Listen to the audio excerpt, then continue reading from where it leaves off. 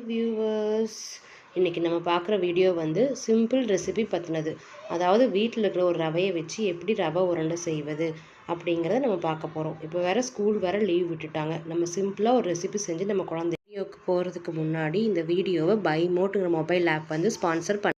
சுவையான லவா லட்டு செய்வது எப்படி? தேவையான பொருட்கள்: வெள்ளை ரவை 1 கிலோ, சர்க்கரை 1 கிலோ, முந்திரி திராட்சை 100 கிராம், ஏலக்காய் 10 கிராம், நெய் வந்து தேவையான அளவு அல்லது 1/4 லிட்டர் எடுத்துக்கங்க. சரியா? இப்போது வாங்க வீடியோக்குள்ளே போகலாம். முதல்ல ஒரு கடாயில் நெய்யை ஊற்றி அதில் வெள்ளை ரவையை போட்டு நல்லா வறுக்கணும். ரவையை வந்து வறுக்கும்போது அடுப்பு வந்து கொஞ்சம் சிம்மில் வச்சுக்கணும். அடுத்தது நல்லா ரவையை ஒரு 20 நிமிஷம் வறுத்துக்கணும். அடுத்தது ரவையை வறுத்து எடுத்து ஒரு தட்டத்தில் கொட்டி வச்சிடணும்.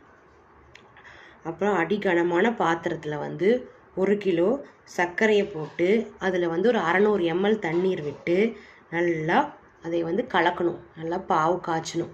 எவ்வளோ நேரம் காய்ச்சணும்னா சர்க்கரை நல்லா கலந்து நல்லா கொதித்து வரணும். கொதித்து வந்ததுக்கப்புறம் ஒரு 10 நிமிஷம் கழித்து அதில் வந்து ரவையை கொட்டி நல்லா கட்டி இல்லாமல் கிளறணும். சரிங்களா? அதுக்குள்ளே 100 கிராம் நெய் சேர்க்கணும். சேர்த்ததுக்கப்புறம் அதை வந்து இறக்கி வச்சிடணும்.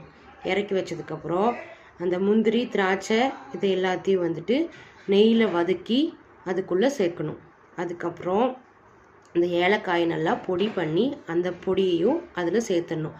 சேர்த்துட்டு நல்லா காற்று புதாத மாதிரி அந்த ரவையை வந்து நல்லா மூடி வச்சிடணும்.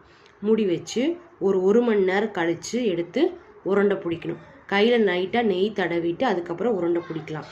சரிங்களா? இது வந்து வீட்டில் இருக்கிற ரவையை வச்சு நம்ம எப்படி சிம்பிளாக செய்கிறங்கிற முறையை பார்த்தோம். இந்த வீடியோ உங்களுக்கு பிடிச்சதுன்னா லைக் பண்ணுங்கள், ஷேர் பண்ணுங்கள். Thank you friends.